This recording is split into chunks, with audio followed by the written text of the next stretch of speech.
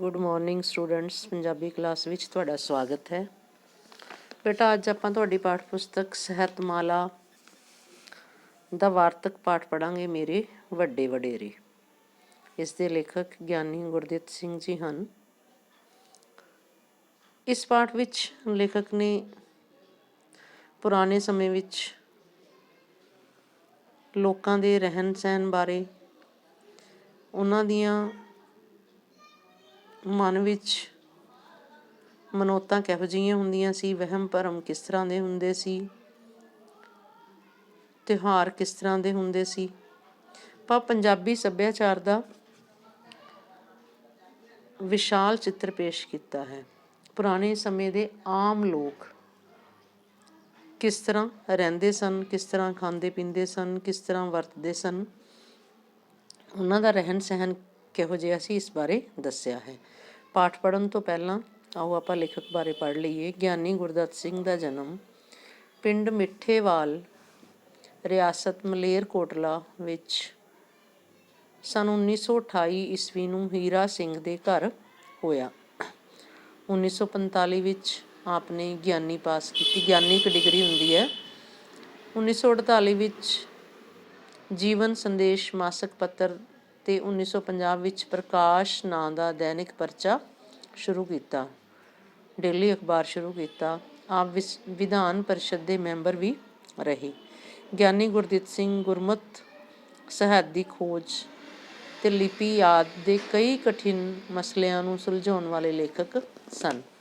ਪ੍ਰਾਚੀਨ ਵਾਰਾਂ, ਰਾਗਮਾਲਾ ਦੀ ਅਸਲੀਅਤ, ਗੁਰਬਾਣੀ ਦਾ ਇਤਿਹਾਸ, ਜੀਵਨ ਦਾ ਉਸਰਈਆ, ਭੱਟਾਂ ਦੇ ਸਵਈਏ ਆਦਿ ਆਪ ਦੇ ਲੇਖ ਸੰਗ੍ਰਹਿ ਹਨ। ਗੰਭੀਰ ਸ਼ੈਲੀ ਵਿੱਚ ਲਿਖਣ ਵਾਲੇ ਇਸ ਗਦ ਲੇਖਕ ਦੀ ਮੇਰਾ ਪਿੰਡ ਪੁਸਤਕ ਪੰਜਾਬੀ ਗਦ ਸਾਹਿਤ ਵਿੱਚ ਕਲਾਸਕੀ ਮਹੱਤਵ ਗ੍ਰਹਿਣ ਕਰ ਚੁੱਕੀ ਹੈ। ਇਸ ਪੁਸਤਕ ਵਿੱਚ ਮਾਲਵੇ ਦੇ ਇੱਕ ਪਿੰਡ ਨੂੰ ਕੇਂਦਰ ਬਿੰਦੂ ਬਣਾ ਕੇ ਪੰਜਾਬ ਦੇ ਸੱਭਿਆਚਾਰ ਬਾਰੇ ਵਿਸ਼ਾਲ ਚਿੱਤਰ ਪੇਸ਼ ਕੀਤਾ ਹੈ। ਪਿੰਡ ਦੇ ਲੋਕਾਂ ਦੀਆਂ ਮਨ ਮਨੌਤਾਂ, ਵਹਿਮ ਭਰਮ, ਮੇਲੇ ਤਿਉਹਾਰ ਤੇ ਸੱਭਿਆਚਾਰ ਦੇ ਅਲੋਪ ਖਤਮ ਹੋ ਰਹੇ ਪਕਸ਼ ਨੂੰ ਸੋਹਣੀ ਤਰ੍ਹਾਂ ਪੇਸ਼ ਕੀਤਾ ਹੈ। ਗਿਆਨੀ ਜੀ ਦੀ ਲਿਖਣ ਕਲਾ ਬੜੀ ਸਿੱਧੀ ਸਾਦੀ, ਲੋਕ ਬੋਲ ਭਾਸ਼ਾ ਉੱਤੇ ਆਧਾਰਿਤ, ਮੁਹਾਵਰੇਦਾਰ ਤੇ ਲੋਕ ਅਖਾਣਾਂ ਨਾਲ ਭਰਪੂਰ ਹੈ। ਆਪ ਨੇ ਪੰਜਾਬੀ ਸਾਹਿਤ ਦੇ ਖੇਤਰ ਵਿੱਚ ਅਨੇਕਾਂ ਮਾਣ ਸਨਮਾਨ ਪ੍ਰਾਪਤ ਕੀਤੇ ਹਨ। ਆਪ 17 ਜਨਵਰੀ 2007 ਨੂੰ ਸਦੀਵੀ ਵਿਛੋੜਾ ਦੇ ਗਏ, ਭਾਵ ਇਸ ਦੁਨੀਆ ਨੂੰ ਛੱਡ ਗਏ। ਆਓ ਆਪਾਂ ਪਾਠ ਪੜ੍ਹਦੇ ਹਾਂ। ਲੇਖਕ ਕਹਿੰਦਾ ਹੈ, ਮੇਰੇ ਦਾਦੇ ਪੜਦਾਦੇ, ਦਾਦੇ ਦਾ ਵੀ ਪਿਤਾ ਪੜਦਾਦਾ, ਵੱਡੇ ਵਡੇਰੇ ਕਿਸੇ ਰਾਜੇ ਨਵਾਬ ਦੇ ਨੌਕਰ, ਰਈਸ ਜਾਂ ਬਖਤਾਵਰ ਨਹੀਂ ਸਨ। ਨਾ ਤਾਂ ਮੇਰੇ ਜਿਹੜੇ ਦਾਦੇ ਪੜਦਾਦੇ ਸੀ ਕਿਸੇ ਰਾਜੇ ਦੇ ਨੌਕਰ ਲੱਗੇ ਹੋਏ ਸਨ, ਨਾ ਹੀ ਉਹ ਬਹੁਤ ਅਮੀਰ ਸਨ, ਨਾ ਹੀ ਬਹੁਤ ਉਹ ਅਮੀਰ ਸਨ, ਨਾ ਹੀ ਉਹ ਅਧਿਆਤਮਕ ਖੇਤਰ ਵਿੱਚ ਕੋਈ ਦਰਜਾ ਰੱਖਦੇ ਸਨ, ਨਾ ਹੀ ਉਹ ਸਪਿਰਿਚੁਅਲ ਸਨ। ਤੇ ਵਿਦਵਾਨ ਹੋਣਾ ਤਾਂ ਉਹਨਾਂ ਲਈ ਇੱਕਦਮ ਅਜਨਬੀ ਹੋਇਆ। ਤੇ ਉਹ ਬਹੁਤੇ ਪੜ੍ਹੇ ਲਿਖੇ ਵੀ ਨਹੀਂ ਸਨ, ਉਹ ਕੇਵਲ ਆਪਣੇ ਜ਼ਮਾਨੇ ਦੇ ਮਨੁੱਖ ਸਨ। ਉਹ ਇੱਕ ਆਮ ਸਧਾਰਨ ਇਨਸਾਨ ਸਨ। ਮੇਰੇ ਵੱਡੇ ਵਡੇਰੇ ਜੋ ਕਿਸੇ ਰਾਜੇ ਨਵਾਬ ਦੇ ਮੁਲਾਜ਼ਮ ਨੌਕਰ ਹੁੰਦੇ ਤਾਂ ਅਸੀਂ ਵੀ ਕਿਸੇ ਦਫ਼ਤਰ ਦੇ ਕਲਰਕ ਹੋ ਕੇ 90ਆਂ ਦੇ ਲੇਖੇ ਵਿੱਚ ਪਿਆ ਹੋਣਾ ਸੀ। ਜੇ ਸਾਡੇ ਪੂਰਵਜ ਕਿਸੇ ਰਾਜੇ ਨਵਾਬ ਦੇ ਨੌਕਰ ਹੁੰਦੇ ਤਾਂ ਅਸੀਂ ਵੀ ਕੀ ਹੋਣਾ ਸੀ, ਕਲਰਕ ਹੋਣਾ ਸੀ ਤੇ ਪੈਸੇ ਦੇ ਜੋੜ ਤੋੜ ਵਿੱਚ ਪਿਆ ਹੋਣਾ ਸੀ, ਜਾਂ ਕਿਤੇ ਫੌਜੀ ਅਫਸਰੀ ਛਾਂਟਦੇ ਹੁੰਦੇ। ਜੇ ਉਹ ਵਿਸਵੇਦਾਰ ਤੇ ਜ਼ਗੀਰਦਾਰ ਹੁੰਦੇ, ਜੇ ਉਹ ਜ਼ਮੀਨਾਂ ਵਾਲੇ ਹੁੰਦੇ ਤਾਂ ਅਸੀਂ ਗਿਆਨੀ ਹੋਣ ਦੀ ਥਾਂ, ਤਾਂ ਅਸੀਂ ਪੜ੍ਹੇ ਲਿਖੇ ਹੋਣ ਦੀ ਥਾਂ ਸ਼ਿਕਾਰੀ ਹੁੰਦੇ। ਕੁੱਤਿਆਂ ਤੇ ਬੰਦੂਕਾਂ ਦੇ ਦਲਾਂ ਨਾਲ ਦਲ ਭੰਜਨੀ ਸ਼ਸਤਰ ਤੇ ਸਮਿਆਨ ਲੈ ਕੇ ਰੂਹੀਆਂ ਕੱਚਦੇ ਫਿਰਦੇ, ਤਾਂ ਸਾਡਾ ਕੀ ਹਾਲ ਹੋਣਾ ਸੀ? ਅਸੀਂ ਸ਼ਿਕਾਰੀ ਹੁੰਦੇ, ਕੁੱਤੇ ਤੇ ਬੰਦੂਕਾਂ ਤੇ ਸਮਾਨ ਨਾਲ ਹੋਰ ਸਾਰੇ ਅਸਤਰ ਸ਼ਸਤਰ ਲੈ ਕੇ ਰੋਹੀਆਂ ਜੰਗਲਾਂ ਵਿੱਚ ਫਿਰਦੇ ਹੁੰਦੇ। ਜੇ ਉਹ ਅਧਿਆਤਮਕ ਭਾਵਾਂ ਵਾਲੇ ਪੂਜਨੀਕ ਹੁੰਦੇ ਤਾਂ ਅਸੀਂ ਕਿਸੇ ਡੇਰੇ ਦੀ ਮਹੰਤੀ ਸੰਭਾਲੀ ਹੁੰਦੀ। ਜਿਨ੍ਹਾਂ ਦੇ ਮਹੰਤਾਂ ਦਾ ਕੰਮ ਅੱਜ ਕੱਲ੍ਹ ਕਥਾ ਕੀਰਤਨ ਦੀ ਥਾਂ ਸਵੇਰੇ ਆਪਣੇ ਹਾਲੀ ਪਾਲੀਆਂ ਨੂੰ ਧੰਦੇ ਲਾਉਣਾ, ਟਿਊਬਵੈੱਲਾਂ 'ਤੇ ਟਰੈਕਟਰ ਚਲਾਉਣਾ ਰਹਿ ਗਿਆ ਹੈ। ਜੇ ਉਹ ਅਧਿਆਤਮਿਕ ਵਿਚਾਰਾਂ ਵਾਲੇ ਹੁੰਦੇ, ਧਾਰਮਿਕ ਵਿਚਾਰਾਂ ਵਾਲੇ ਹੁੰਦੇ, ਤਾਂ ਅਸੀਂ ਵੀ ਕਿਸੇ ਡੇਰੇ ਦੇ ਹੈੱਡ ਹੁੰਦੇ। ਅਤੇ ਅੱਜ ਕੱਲ੍ਹ ਡੇਰੇ ਦੇ ਹੈੱਡ ਕੀ ਕਰਦੇ ਹੈ, ਕਥਾ ਕੀਰਤਨ ਦੇ ਨਾਲ ਨਾਲ ਉਹ ਸਵੇਰੇ ਸਵੇਰੇ ਕੀ ਕਰਦੇ ਆ, ਆਪਣੇ ਹਾਲੀ ਪਾਲੀ ਜਿਹੜੇ ਹਲ ਚਲਾਉਣ ਵਾਲੇ, ਪਸ਼ੂ ਪਾਲਣ ਵਾਲੇ ਲੋਕ ਹੈ, ਉਹਨਾਂ ਨੂੰ ਕੰਮ ਲਾ ਦਿੰਦੇ ਹੈ, ਟਿਊਬਵੈੱਲ ਟਰੈਕਟਰ ਚਲਾਉਂਦੇ ਹੈ। ਭਾਵ ਕਿ ਉਹ ਇੱਕ ਅੱਛੀ ਜ਼ਿੰਦਗੀ ਜਿਉਂਦੇ ਹੈ ਅਤੇ ਕੰਮ ਕਰਾਉਂਦੇ ਹੈ ਲੋਕਾਂ ਤੋਂ, ਸ਼ਾਹੀ ਠਾਠ ਨਾਲ ਰਹਿੰਦੇ ਹੈ। ਸਾਡੇ ਵੱਡੇ ਵਡੇਰੇ ਜੋ ਵੀ ਸਨ ਠੀਕ ਹੀ ਸਨ। ਆਪਣੇ ਵੱਡੇ ਵਡੇਰਿਆਂ ਦਾ ਵਰਣਨ ਮੈਂ ਪਿਦਰਮ ਸੁਲਤਾਨ ਬੂਤ ਦਾ ਰੂਪ ਜਮਾਉਣ ਲਈ ਨਹੀਂ, ਪਿਦਰਮ ਸੁਲਤਾਨ ਬੂਤ ਕਿਸੇ ਹੋਰ ਭਾਸ਼ਾ ਵਿੱਚ ਲਿਖੀ ਹੋਈ ਪੁਸਤਕ ਹੈ, ਅਰਬੀ ਭਾਸ਼ਾ ਵਿੱਚ। ਮੇਰਾ ਪਿਤਾ ਬਾਦਸ਼ਾਹ ਸੀ ਦਾ ਇਹਦਾ ਮਤਲਬ ਹੈ ਜਮਾਉਣ ਲਈ ਨਹੀਂ, ਇਸ ਲਈ ਜ਼ਰੂਰੀ ਸਮਝਦਾ ਹਾਂ। ਮੈਂ ਇਹ ਨਹੀਂ ਦੱਸਣਾ ਚਾਹੁੰਦਾ ਕਿ ਮੇਰੇ ਪਿਤਾ ਬਾਦਸ਼ਾਹ ਸੀ। ਮੈਂ ਕਿਉਂ ਦੱਸਣਾ ਚਾਹੁੰਦਾ ਕਿ ਮੇਰੇ ਵੱਡੇ ਵਡੇਰੇ ਕਿਹੋ ਜਿਹੇ ਸਨ। ਮੇਰੇ ਪਿੰਡ ਦੇ ਆਪਣੇ ਵੇਲੇ ਦੇ, ਜਾਂ ਇਉਂ ਕਹਿ ਲਓ ਪੁਰਾਣੇ ਪੰਜਾਬ ਦੇ ਇੱਕ ਨਮੂਨੇ ਦੇ ਪੁਰਖੇ ਸਨ। ਇੱਕ ਜੋ ਮੇਰੇ ਵੱਡੇ ਵਡੇਰੇ ਸੀ ਨਾ, ਇੱਕ ਮਿਸਾਲੀ, ਮਤਲਬ ਮਿਸਾਲ, ਐਗਜ਼ਾਮਪਲ ਦੇਣ ਵਾਲੇ ਇਨਸਾਨ ਸਨ ਪੁਰਾਣੇ ਪੰਜਾਬ ਦੇ। ਮੈਂ ਆਪਣੇ ਦਾਦੇ ਬਾਬੇ ਅੱਖੀਂ ਨਹੀਂ ਵੇਖੇ, ਨਾ ਮੈਂ ਦਾਦਾ ਜੀ ਨਾ ਪੜਦਾਦਾ ਮੈਂ ਅੱਖਾਂ ਨਾਲ ਨਹੀਂ ਵੇਖਿਆ, ਅਤੇ ਉਹਨਾਂ ਦੀਆਂ ਕਹਾਣੀਆਂ ਹੀ ਕੰਨੀ ਸੁਣੀਆਂ। ਜੇ ਉਹ ਕਥਾਵਾਂ ਹੁਣ ਵੀ ਪਿੰਡ ਵਿੱਚ ਕਿਸੇ ਦੇ ਪੁਰਾਣੇ ਆਦਮੀ ਤੋਂ ਸੁਣੀਆਂ ਜਾ ਸਕਦੀਆਂ ਹਨ। ਜਦ ਮੈਂ ਪਿੰਡ ਰਹਿੰਦਾ ਹੁੰਦਾ ਸੀ, ਮੇਰੀਆਂ ਪਾਈਆ ਕੁੱਦੀਆਂ ਹੱਡੀਆਂ ਅਤੇ ਇਕਹਿਰੇ ਕਰੰਗੇ ਵਾਲਾ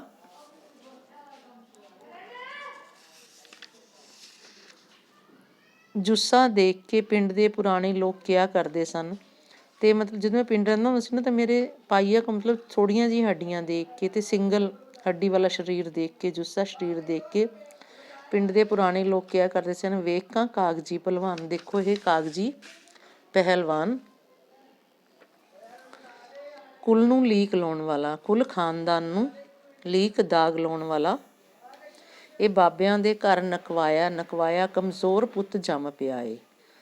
ਅੱਜ ਇਸ ਦੇ ਦਾਦੇ ਬਾਬੇ ਆ ਕੇ ਵੇਖਣ ਬਈ ਸਾਡੀ ਔਲਾਦ ਵਿੱਚ ਇਹ ਵੀ ਇੱਕ ਚੰਨ ਚਰਾਗ ਇੱਕ ਨਮੂਨਾ ਹੈ, ਤਾਂ ਦੁਹੱਥੜੀ ਪਏ ਪਿੱਟਣ, ਤਾਂ ਦੋਨਾਂ ਹੱਥਾਂ ਨਾਲ ਪਿੱਟਣ।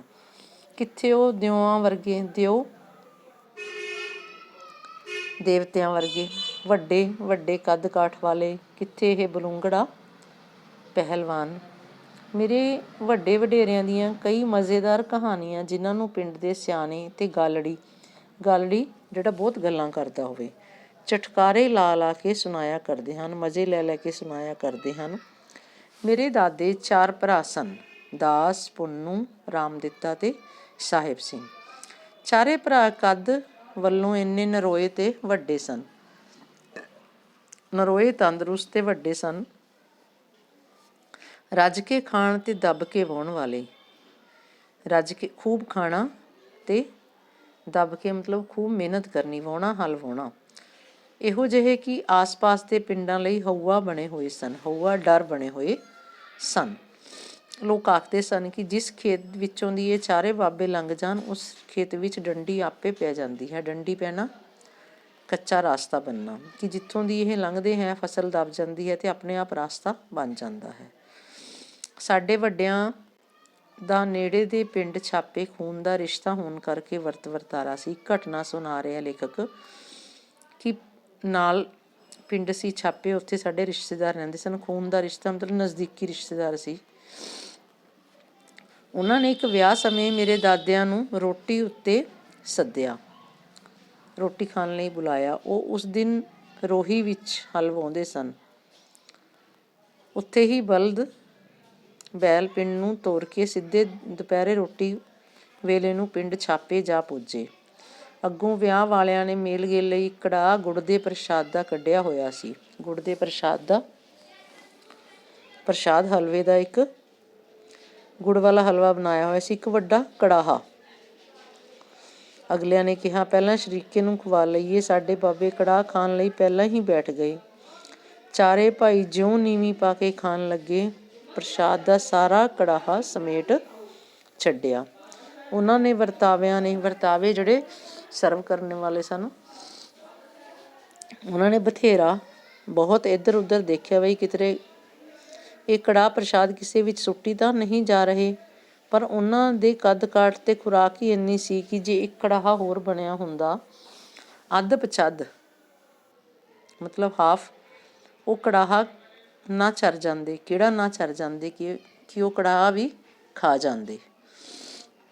ਸਾਡੇ ਉਹਨਾਂ ਸੰਬੰਧੀਆਂ ਨੇ ਇਹ ਮਹਾਨ ਪੁਰਖਾਂ ਦੀ ਇਹ ਕਰਨੀ ਕਮਾਈ ਦਾ ਧਿਆਨ ਧਰ ਕੇ ਫੈਸਲਾ ਕਰ ਲਿਆ। ਉਹਨਾਂ ਦੀ ਇਹ ਰੰਗ ਢੰਗ ਦੇਖ ਕੇ ਉਹਨਾਂ ਨੇ ਫੈਸਲਾ ਕਰ ਲਿਆ ਕਿ ਇਹਨਾਂ ਨੂੰ ਕਦੇ ਵਿਆਹ ਸ਼ਾਦੀ 'ਤੇ ਨਹੀਂ ਜਾਣਾ ਹੈ ਅਤੇ ਨਾ ਹੀ ਇਹਨਾਂ ਨੂੰ ਮੁੜ ਕੇ ਸੱਦਣਾ ਹੈ, ਨਾ ਤਾਂ ਜਾਣਾ ਨਾ ਬੁਲਾਉਣਾ ਹੈ। ਜਦੋਂ ਮੇਰੇ ਜਿਹੇ ਛਟਾਂਕੀਏ ਖਾਣ ਵਾਲੇ, ਛਟਾਂਕੀਏ ਥੋੜ੍ਹਾ ਜਿਹਾ ਛਟਾਂਕ ਜਿਹਾ ਖਾਣ ਵਾਲੇ ਕੁਲ ਵਿੱਚ ਚੰਨ ਚਿਰਾਗ ਪ੍ਰਗਟ ਹੋਏ,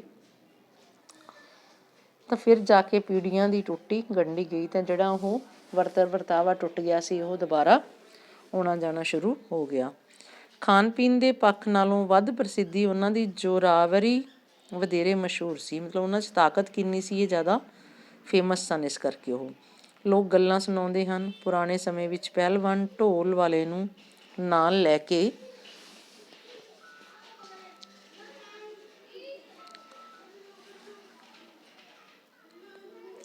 ਦਿਗਵਿਜੇ ਦਾ ਝੰਡਾ ਫੜ ਕੇ ਚੜ੍ਹਦੇ ਹੁੰਦੇ ਸੀ। ਇੱਕ ਪਿੰਡ ਫਤਿਹ ਕਰਨਾ ਮਤਲਬ ਇੱਕ ਪਿੰਡ ਜਿੱਤ ਲੈਣਾ, ਦੂਜੇ ਪਿੰਡ ਚੜ੍ਹਾਈ ਕਰ ਦੇਣੀ, ਦੂਜੇ 'ਤੇ ਫਿਰ ਹਮਲਾ ਕਰ ਦੇਣਾ। ਮਤਲਬ ਜਿਹੜੇ ਪਹਿਲਵਾਨ ਹੁੰਦੇ ਸੀ ਨਾ, ਉਹਨਾਂ ਦੀ ਗੱਲ ਦੱਸ ਰਿਹਾ ਹੈ ਕਿ ਕਰਦੇ ਨਹੀਂ। ਅਤੇ ਮੰਡੀਰ ਉਹਨਾਂ ਦੇ ਕਈ ਪੱਠੇ ਚੰਬਲੇ ਹੁੰਦੇ ਸਨ। ਨਾਲ ਉਹਨਾਂ ਦੇ ਕੁਛ ਇਕੱਠ ਹੁੰਦਾ ਸੀ ਮੁੰਡਿਆਂ ਦਾ, ਅਤੇ ਕੁਝ ਲੋਕ ਉਹਨਾਂ ਦੇ ਨਾਲ ਮਸਤੇ ਹੋਏ ਹੁੰਦੇ ਸਨ, ਚੰਬਲੇ ਹੋਏ ਹੁੰਦੇ ਸਨ। ਜਿਸ ਪਿੰਡ ਪੁੱਜਦੇ, ਪਿੰਡਾਂ ਦੇ ਲੋਕਾਂ ਲਈ ਪਹਿਲਵਾਨਾਂ ਦਾ ਸਵਾਗਤ ਕਰਨਾ ਜ਼ਰੂਰੀ ਹੁੰਦਾ, ਅਤੇ ਉਹ ਸਵਾਗਤ ਪਿੱਛੋਂ ਸਭਾ ਵਿੱਚ ਝੰਡਾ ਗੱਡ ਦਿੰਦੇ ਬਈ ਜੇ ਕੋਈ ਬੰਦਾ ਇੱਥੇ ਜ਼ੋਰ ਵਾਲਾ ਹੈ ਤਾਂ ਸਾਡੇ ਨਾਲ ਘੁਲ ਲਵੋ। ਇਸ ਤਰ੍ਹਾਂ ਤਾਂ ਇੱਕ ਜੰਗਲ ਵੱਲ ਦਾ ਭੁੱਸਰਿਆ ਹੋਇਆ ਪਹਿਲਵਾਨ, ਭੁੱਤਰਿਆ ਹੋਇਆ ਪਹਿਲਵਾਨ ਆਪਣੀ ਵਿਜੇ ਪਤਾਕਾ, ਜਿੱਤ ਦਾ ਝੰਡਾ ਲਹਿਰਾਉਂਦਾ ਸਾਡੇ ਪਿੰਡ ਆ ਗਿਆ। ਪਿੰਡ ਦਾ ਚੌਧਰੀ, ਜਿਸ ਦਾ ਨਾਂ ਚੜਤ ਸਿੰਘ ਸੀ, ਉਸਦੇ ਸਵਾਗਤ ਲਈ ਗਿਆ। ਇੱਕ ਸਭਾਤ ਬੈਠਕ ਵਿੱਚ ਉਤਾਰਾ ਕਰਾਇਆ ਗਿਆ, ਉਹਨੂੰ ਠਹਿਰਾਇਆ ਗਿਆ। ਸਾਡਾ ਛੋਟਾ ਜਿਹਾ ਪਿੰਡ ਦੇਖ ਕੇ ਪਹਿਲਵਾਨ ਹੋਰ ਹੰਕਾਰ ਵਿੱਚ ਆ ਗਿਆ। ਛੋਟਾ ਜਿਹਾ ਪਿੰਡ ਦੇਖ ਕੇ ਉਹਨੂੰ ਲੱਗਿਆ, ਅਭਿਮਾਨ ਵਿੱਚ ਆ ਗਿਆ। ਉਹ ਬਿੰਦੇ ਛੱਟੇ ਆਖੇ ਥੋੜ੍ਹੀ ਦੇਰ ਬਾਅਦ ਕਹੇ, ਇੱਥੇ ਤਾਂ ਕਦੇ ਕੋਈ ਪਹਿਲਵਾਨ ਸੁਣਿਆ ਹੀ ਨਹੀਂ। ਤੁਸੀਂ ਪੱਕੀ ਰਸਤ ਹਵਾਲੇ ਕਰੋ, ਅਸੀਂ ਅਗਲੇ ਪਿੰਡ ਜਾਣਾ। ਕਹਿੰਦਾ ਸਾਨੂੰ ਪੱਕੀ ਰਸਤ ਦੇ ਦਿਓ, ਪੱਕੀ ਰਸਤ ਖਾਣ ਪੀਣ ਦਾ ਸਮਾਨ ਦਿਓ ਅਤੇ ਅਸੀਂ ਅਗਲੇ ਪਿੰਡ ਜਾਈਏ। ਪਿੰਡ ਦਾ ਚੌਧਰੀ ਸਿਆਣਾ ਸੀ। ਉਸਨੇ ਕਿਹਾ, ਰਸਤਾ ਨੂੰ ਕਿਹੜਾ ਜੀ ਅਸੀਂ ਕੋਈ ਨਾ ਨੁੱਕਰ ਕਰਨੀ ਹੈ, ਅਸੀਂ ਮਨਾ ਕਰਨਾ ਹੈ। ਅਸੀਂ ਕਿਸੇ ਚੀਜ਼ ਤੋਂ ਨਾਬਰ ਇਨਕਾਰ ਨਹੀਂ ਕਰਦੇ, ਨਾ ਨਹੀਂ ਕਰਦੇ।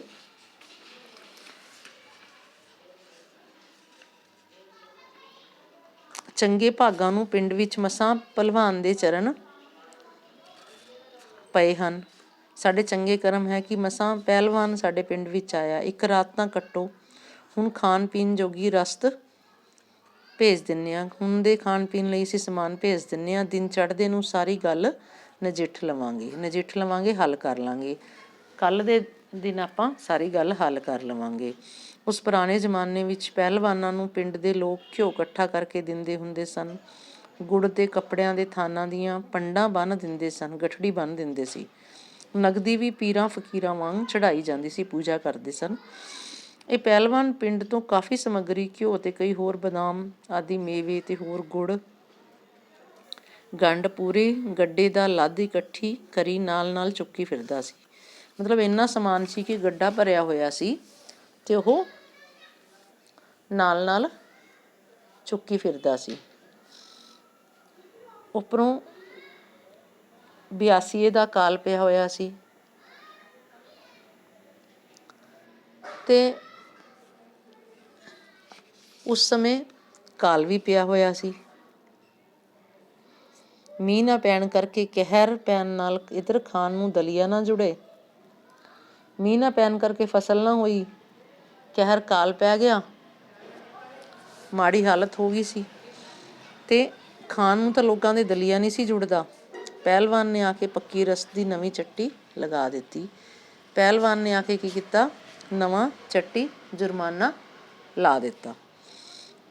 ਪੱਕੀ ਰਸਤ ਘੱਟੋ ਘੱਟ ਧੜੀ ਘਿਓ, ਇੰਨੀ ਹੀ ਖੰਡ, ਬਦਾਮ ਤੇ ਹੋਰ ਸਿੱਧਾ ਵਾਧਾ ਹੁੰਦਾ ਸੀ।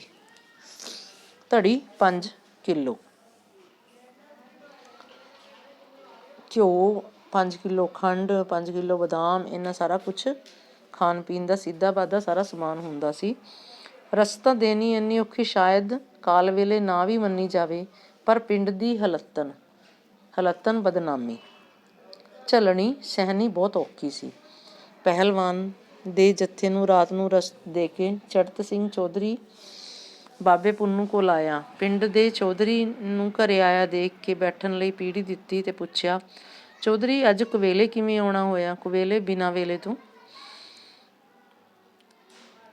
ਚੌਧਰੀ ਨੇ ਸਾਰੀ ਗੱਲ ਸੁਣਾਈ ਕਿ ਪਿੰਡ ਦੀ ਇੱਜ਼ਤ ਦਾ ਵਾਸਤਾ ਪਾ ਕੇ ਕਿਹਾ, ਬਾਬਾ ਤੂੰ ਹੀ ਲਾਜ ਰੱਖ ਸਕਦਾ ਹੈ, ਬਸ ਮੈਨੂੰ ਇੱਕ ਵਾਰ ਹਾਂ ਕਰ ਦੇ। ਚੌਧਰੀ ਨੂੰ ਬਾਬੇ ਦੀ ਤਾਕਤ ਦਾ ਪਤਾ ਸੀ ਬਈ ਉਹ ਪਹਿਲਵਾਨ ਨਾਲੋਂ ਵੱਧ ਤਾਕਤਵਰ ਹੈ, ਇਸ ਲਈ ਉਸਦੀ ਹਾਂ ਦੀ ਮੰਗ ਹੀ ਕੀਤੀ। ਆਖੇ ਸੋਚ ਕੇ ਪੁੰਨੂ ਬੁੜੇ ਨੇ ਕਿਹਾ, ਚੌਧਰੀ ਦਾ ਕਹਿਣਾ ਮੋੜਨਾ ਵੀ ਔਖਾ ਹੈ। ਹੰਮਾ ਧਾਰ ਕੇ ਮਾਣ ਨਾਲ ਆਇਆ ਹੈ, ਪਰ ਉੱਤੋਂ ਲਵੇਰੀਆਂ ਦੇ ਦੁੱਧ ਤਾਂ ਇੱਕ ਪਾਸੇ ਰੁੱਖ ਵੀ ਸੁੱਕ ਗਏ ਹਨ। ਗਊਆਂ, ਦੁੱਧ ਦੇਣ ਵਾਲੇ ਜਿਹੜੇ ਪਸ਼ੂ ਹੈ, ਉਹਨਾਂ ਦਾ ਦੁੱਧ ਤਾਂ ਇੱਕ ਪਾਸੇ ਰੁੱਖ ਵ੍ਰਿਕਸ਼ ਵੀ ਸੁੱਕੇ ਪਏ ਹੈ। ਖਾਣ ਪੀਣ ਨੂੰ ਚੱਜ ਹਾਲ ਦੀ ਰੋਟੀ ਵੀ ਨਹੀਂ ਜੁੜਦੀ, ਚੰਗੀ ਰੋਟੀ ਵੀ ਨਹੀਂ ਜੁੜਦੀ। ਦੇਖ ਚੌਧਰੀ ਕਿਤੇ ਸੁੱਕੇ ਹੱਡੀ ਮਰਵਾ ਦੇਵੇਂ। ਬਾਬੇ ਨੇ ਨੀਮ ਰਜ਼ਾਮੰਦੀ ਪ੍ਰਗਟ ਕਰਦਿਆਂ ਨਿਹੋਰੇ ਨਾਲ ਆਖਿਆ। ਨੀਮ ਰਜ਼ਾਮੰਦੀ ਥੋੜ੍ਹੀ ਜਿਹੀ ਹਾਂ ਕਰਦਿਆਂ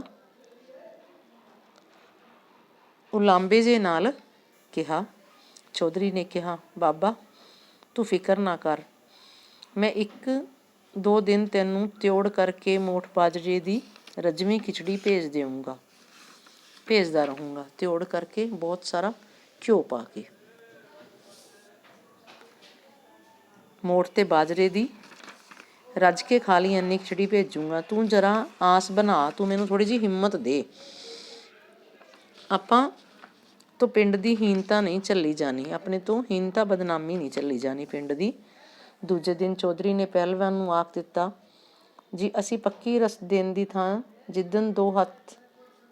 ਜਿੱਦਣ ਕਹੋ 2 ਹੱਥ ਹੀ ਕਰਕੇ ਦੇਖਾਂਗੇ।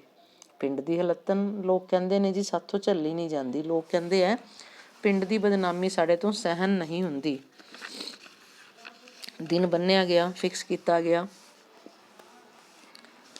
ਪਿੰਡ ਟੁੱਟ ਕੇ ਤਮਾਸ਼ਾ ਵੇਖਣ ਆ ਗਏ, ਪਰ ਬਹੁਤੀ ਹੈਰਾਨੀ ਇਹ ਵੀ ਬਈ ਟਿੱਡੇ ਜਿਹਾ ਪਿੰਡ, ਛੋਟਾ ਜਿਹਾ ਪਿੰਡ, ਇੱਥੇ ਨਾਮੀ ਪਹਿਲਵਾਨ ਨਾਲ ਕਿਹੜਾ ਲੋਹਾ ਲੈਣ ਵਾਲਾ ਜੰਮ ਗਿਆ, ਲੋਹਾ ਲੈਣ ਵਾਲਾ, ਬਰਾਬਰੀ ਕਰਨ ਵਾਲਾ ਕਿਹੜਾ ਪੈਦਾ ਹੋ ਗਿਆ। ਚਲੋ ਦੇਖਦੇ ਹਾਂ ਸਹੀ। ਢੋਲ ਵੱਜਿਆ, ਛਿੰਝ ਮੱਗ ਗਈ। ਢੋਲ ਵੱਜ ਗਿਆ ਤੇ ਅਖਾੜਾ ਸਜ ਗਿਆ। ਛਿੰਝ ਮਗਨੀ, ਅਖਾੜਾ ਸਜ ਗਿਆ। ਪਹਿਲਵਾਨਾਂ ਦਾ ਨਿਹਾਰਿਆ ਖਾ ਗੁੰਨਿਆ ਜਿਸਮ ਤੇ ਨਿੱਤ ਕਰਤਬੀ ਜੁੱਸਾ ਦੇਖ ਕੇ ਸਾਰੇ ਲੋਕ ਹੈਰਾਨ। ਪਹਿਲਵਾਨ ਸੀ ਜਿਹੜਾ, ਉਹ ਸਰੀਰ ਦਾ ਤਕੜਾ ਸੀ, ਰੋਜ਼ ਐਕਸਰਸਾਈਜ਼ ਕਰਦਾ ਸੀ, ਮਜ਼ਬੂਤ ਸਰੀਰ ਸੀ। ਵੇਖ ਬਈ ਇਸ ਚੁਸਤ ਜਵਾਨ ਨਾਲ ਕੌਣ ਘੁਲੇਗਾ। ਸਾਰੇ ਲੋਕ ਹੈਰਾਨ ਸੀ ਵੀ ਇਹਦੇ ਨਾਲ ਕੌਣ ਬਰਾਬਰੀ ਕਰੇਗਾ। ਬਾਬਾ ਪੁੰਨੂ ਅਖਾੜੇ ਦੇ ਇੱਕ ਪਾਸੇ ਖੇਸ ਦੀ ਬੁੱਕਲ ਮਾਰੀ ਬੈਠਾ ਸੀ। ਖੇਸ ਉੱਤੇ ਲੈਣ ਵਾਲਾ ਕੱਪੜਾ ਹੁੰਦਾ, ਪਿੰਡਾਂ 'ਚ ਲੈਂਦੇ ਆ। ਖੇਸ ਦੀ ਬੁੱਕਲ ਮਾਰੀ ਮਤਲਬ ਉਹਨੂੰ ਲਪੇਟ ਕੇ ਬੈਠਾ ਸੀ। ਪਹਿਲਵਾਨ ਅਖਾੜੇ ਵਿੱਚ ਗੇੜੇ ਮਾਰ ਕੇ ਰੋਹ ਪਾਉਂਦਾ ਤੇ ਆਪਣੇ ਸਰੀਰ ਦੇ ਸੋਹਣੇ ਸੋਹਣੇ ਅੰਗ ਦਿਖਾਉਂਦਾ, ਛਟਕਾਉਂਦਾ ਅਤੇ ਮਟਕਾਉਂਦਾ ਫਿਰਦਾ ਰਿਹਾ। ਜਦੋਂ ਅਖਾੜਾ ਜੰਮ ਗਿਆ, ਚੌਧਰੀ ਚੜ੍ਹਤ ਸਿੰਘ ਬਾਬੇ ਪੁੰਨੂੰ ਕੋਲ ਆਇਆ। ਮੱਥਾ ਟੇਕ ਕੇ ਕਿਹਾ, ਬਾਬਾ ਰੱਖ ਪਿੰਡ ਦੀ ਪੱਤ ਇੱਜ਼ਤ ਰੱਖ, ਰੱਬ ਤੇਰੇ ਵਿੱਚ ਸੱਤ ਪਾਵੇ। ਬਾਬੇ ਨੇ ਖੇਸ ਲਾ ਕੇ ਅਖਾੜੇ ਵਿੱਚ ਛਾਲ ਮਾਰੀ। ਜਿੱਥੇ ਨਾਗ ਵਾਂਗ ਲਿਸ਼ਕਦੇ ਜਿਸਮ ਵਾਲਾ ਪਹਿਲਵਾਨ ਦਾ ਜੁੱਸਾ, ਕਿਤੇ ਬਾਬੇ ਪੁੰਨੂੰ ਦਾ ਖੁਰਦਰਾ ਪਿੰਡਾ, ਜਿਸ ਦੇ ਪਿੰਡੇ ਨੂੰ ਤੇਲ ਦੀ ਤਿੱਪ ਵੀ ਨਹੀਂ ਛੂਹੀ ਸੀ। ਉਹ ਮਾਲਿਸ਼ ਕਰਦੇ ਸਰੀਰ 'ਤੇ ਪਹਿਲਵਾਨ, ਅਤੇ ਬਾਬੇ ਦਾ ਜਿਹੜਾ ਸੀ ਉਹ ਖੁਰਦਰਾ ਪਿੰਡਾ ਸੀ, ਕਿਉਂਕਿ ਉਹਨੇ ਕਦੇ ਤੇਲ ਦੀ ਮਾਲਿਸ਼ ਨਹੀਂ ਕੀਤੀ ਸੀ।